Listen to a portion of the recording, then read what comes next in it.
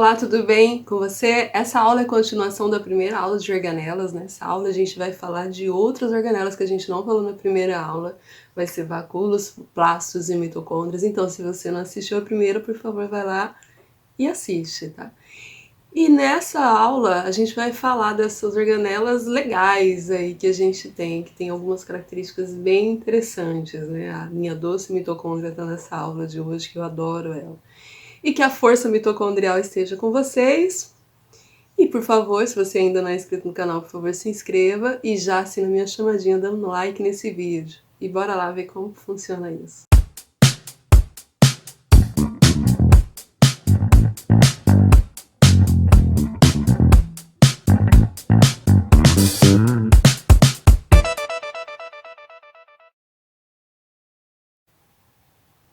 Bom, as primeiras organelas que nós vamos conversar sobre são os vacúolos. E a principal função dos vacúolos, de maneira geral, a função deles é um controle chamado de controle osmótico. Nós vamos falar bastante sobre isso, tá? O controle osmótico dos vacúolos. E eles são divididos em dois tipos principais. O vacúolo de suco celular, que é esse primeiro aqui, que ele é encontrado principalmente nos vegetais, tá? Mas ele também pode ser encontrado em algumas algas, vamos colocar até aqui, algumas algas e alguns fungos, beleza? Algumas algas e alguns fungos. E o vacúolo pulsátil, que como o próprio nome dele diz, ele pulsa, beleza? Que é encontrado principalmente em protozoários, mas não é qualquer tipo de protozoários, é um tipo especial de protozoários e de ambiente de água doce, então eles são chamados de protozoários doce, mentira, docícolas, tá? Só falei isso pra gente dar uma associada que é doce. E depois eu vou explicar para vocês por que eles estão nesse ambiente em água doce e como funciona isso. Como é formado então os vacúolos de suco celular? Quando a célula jovem é jovem do vegetal, então aqui a gente tem um esquema de célula jovem, retículo endoplasmático rugoso e complexo de Golgi vão sintetizando, vão eliminando vesículas, que são vacúolos pequenos. A gente até poderia colocar outros tipos de vacúolos aqui. Conforme essa célula vai crescendo, esses vacúolos vão se fundindo. E já na célula adulta, a gente vai ter um vacúolo que vai ocupar até 80% do volume da célula, tá? E ele tem uma membrana celular, que é muito parecida com a membrana da célula, com as membranas de maneira geral da célula, lipoproteica, e vocês podem encontrar o nome dele também como tonoplasto, ok? Qual que é a principal função, então, desse vacúolo dentro do vegetal? Eu falei para vocês que todos os vacúolos eles têm uma característica comum, que é o controle osmótico. E para a gente ter um controle osmótico, a gente tem duas substâncias aí entrando, né? O solvente e o soluto.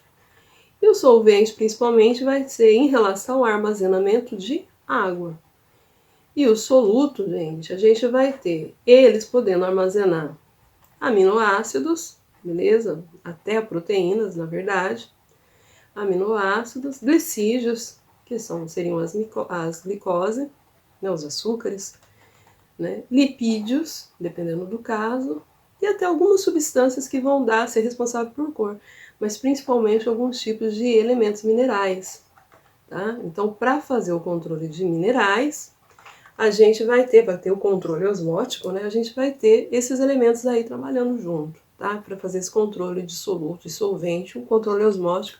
Tem uma aula no canal sobre osmose, se você não assistiu ainda, dá uma olhada lá que tá valendo a pena, tá? Esses elementos minerais, muitas vezes, eles se organizam e formam cristais, né? Aqui a gente tem um exemplo da ráfidis, que é um cristal que a gente pode encontrar dentro do vacúolo de célula vegetal. Ele tem essa estrutura pontiaguda, né? Que lembra muito agulhas. E a gente pode ter também cristais em forma de drusas, tá? Isso vai depender do cristal que está sendo armazenado e até mesmo na planta em questão. Joia? Então a gente vai ter essa substância sendo armazenada dentro do vacúolo vegetal. Já o vacúolo pulsátil, ele também vai ter um jeitão interessante. Aqui nós temos, nesse videozinho, os paramécios. E você pode observar aqui nessa região o vacúolo pulsando, né? Porque ele enche de água e ele libera essa água. Então, a gente tem esse movimento de pulsação, olha lá para vocês verem, enche, enche, enche, enche, esvazia, dentro desses vacúolos. E por que que isso acontece, né? Por que que isso ocorre com esses vacúolos e isso acontece com esses indivíduos. Se a gente for fazer um esquema básico aqui de como é o paramécio do ambiente de água doce, suponhamos que eu saiba desenhar um paramécio. O paramécio é um protozoário, então, ciliado, tá? E ele está lá num ambiente de água doce. Então, o que vai acontecer? O meio dele vai estar hipertônico, dentro dele vai estar hipertônico, e fora dele, na água, onde ele está inserido, vai estar hipotônico. E a água, ela sempre vai aonde tem mais soluto. Então, qual vai ser a tendência dessa água nesse paramécio? Entrar. E se entrar muita água, H2O, porque aqui é hipertônico, tem uma tonicidade maior, o que vai acontecer com esse paramécio? Ele vai, como dizem os meus colegas aqui, pocar, estourar. Então, esse vacúolo, ele vai fazer isso, ele vai fazer esse controle osmótico, ele vai encher de água e vai eliminar essa água, né? Ele enche e depois libera essa água para fora, ok? Então, é mais ou menos dessa forma que funciona o vacúolo pulsátil e por isso ele é encontrado em protozoários de ambiente de água doce. Tudo bem?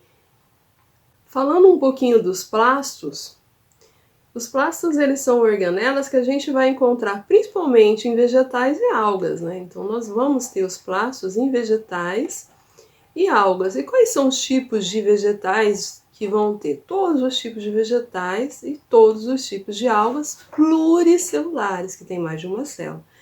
E os plastos, eles são divididos em dois grupos, leucoplastos e cromoplastos. E o que é o leucoplasto? São os plastos brancos. A gente não tem os glóbulos brancos no nosso corpo, que também são chamados de leucócitos, então é por isso. E cromoplastos são os plastos coloridos, né, que eles podem ser vermelhos, amarelos, e eu já vi alguns livros falando laranjado. Na verdade, eu acho que o alaranjado seria a mistura dos dois, mas nesse sentido, ok? E, em especial, nós temos os plastos verdes, que são chamados de cloroplastos. E a esses nós devemos a fotossíntese, certo? Porque é ele que vai fazer, eles que são responsáveis pela fotossíntese, que é a síntese de matéria orgânica a partir da presença de luz. Nós vamos ter uma aula só sobre isso, certo? Então, vamos falar um pouquinho sobre a origem dos plastos, né? Os plastos são originados a partir de uma organela chamada proplastídeo, certo? Então, o que é pró? Aquilo que vem antes. Então, ele é o que vem antes do plastídeo, é o pré-vestibular, o pré-ENEM, ok? E os proplastídeos, eles podem dar origem a etioplasto, que pode se dividir em cloroplastos, certo? Ou cromoplastos. Mas ele pode também pegar uma vertente diferente, que é o caso dos leucoplastos, e fazer acúmulo de substância. Proteinoplastos, que vai armazenar proteínas, eleoplastos, que vai armazenar óleos, e amiloplastos, que vai armazenar principalmente amido. Quando o amiloplasto ele acumula muito amido, ele pode funcionar como um estatólito. E o que é estatólito? É uma estrutura, digamos assim, que vai estar responsável, por exemplo, na cabeça dos peixes, tem esses estatólitos, né, que são as pedrinhas que algumas pessoas acham na cabeça do peixe, que ajuda ele na questão do equilíbrio. Na planta, essas estruturas vão principalmente para as células das raízes, né, da coifa, e vão ajudar essas células, né, a direcionar essa raiz naquele movimento de geotropismo, ok? Então a raiz vai crescer, né, em busca do solo, principalmente porque as pontinhas dela, as células da pontinha, ficam pesadinhas, ok? Então, entre as organelas principais que a gente tem, dos plastos, a gente tem os cloroplastos, que são os plastos verdes. Os plastos verdes, eles têm uma membrana externa, certo? E uma membrana chamada de membrana interna. Isso aqui reforça aquela ideia da teoria endossimbiótica, né, que fala que uma célula eucariótica engordou, né, todo mundo está engordando nesse momento, englobou uma procariótica, que no caso fornecia energia para ela através da fotossíntese. Então, uma dessas membranas seria a da célula eucariótica e a outra daquele indivíduo que foi englobado, que foi fagocitado, né? E essas estruturas internas que a gente tem aqui, elas também têm nome. Uma moedinha dessa a gente vai chamar de tilacoide. Uma fileira, uma pilheira, né, uma pilha delas, a gente vai chamar de grano. E o conjunto de vários grãos, por exemplo, isso aqui é um grano. Esse grano, mais esse grano, mais esse grano, mais todos os grãos que a gente tem aqui, a gente vai chamar de grana, ok? Então, dentro do tilacoide, dentro desses grana, a gente vai ter a molécula de clorofila, certo? Essa região, esse espaço aqui, que se fosse uma célula a gente chamaria de citoplasma, no cloroplasto a gente chama de estroma. Eu sempre brinco, não é estômago não, é estroma, tá? Então a grana seria o conjunto dos vários grãos, certo? O grano seria uma fileira de tilacoide e tilacoide seria cada molequinha dessa que é onde a gente tem a molécula de clorofila, certo? E entre as organelas mais lindas que a gente tem no planeta está a mitocôndria, que a força mitocondrial esteja com você. Eu sempre brinco com isso. A mitocôndria, assim como o cloroplasto, ela também tem duas membranas, né? Uma membrana externa, certo?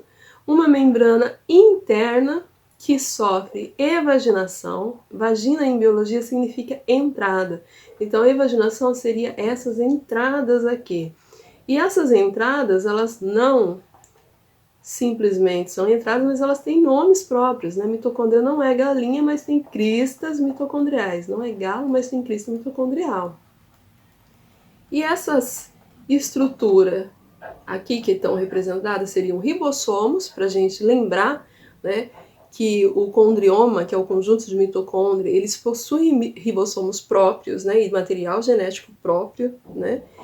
E essa estrutura que seria referente ao citoplasma da célula, na mitocôndria, a gente chama de matriz mitocondrial. E é óbvio também que a gente vai ter uma aula só de respiração celular. E não é qualquer respiração celular que as mitocôndrias participam, né? É uma respiração celular chamada de respiração celular aeróbica, certo? Respiração celular aeróbica. E para quem não se lembra o que é uma respiração aeróbica, é aquela que utiliza O2, certo? Então ela aproveita muito mais a molécula de glicose, ok? Aqui só para a gente terminar, então, eu tenho um esquema de uma mitocôndria. Essa imagem foi feita em uma microscopia eletrônica de transmissão. Eu que fiz essa imagem na Espanha, quando eu fiz uma parte do meu doutorado lá. E se vocês verem ela em algum livro, em algum esquema até de prova de vestibular, geralmente eles representam ela dessa forma, né? A membrana interna sofrendo invaginações, que agora vocês já sabem o nome, são cristas mitocondriais, e esse espaço vazio aqui que a gente vai chamar de matriz mitocondrial. Então é isso, tá? Não deixa de me seguir na página da Biologia Underline no Underline Insta, que eu sempre esqueço os underline. E até uma próxima aula. Até mais, gente. Beijo. Tchau.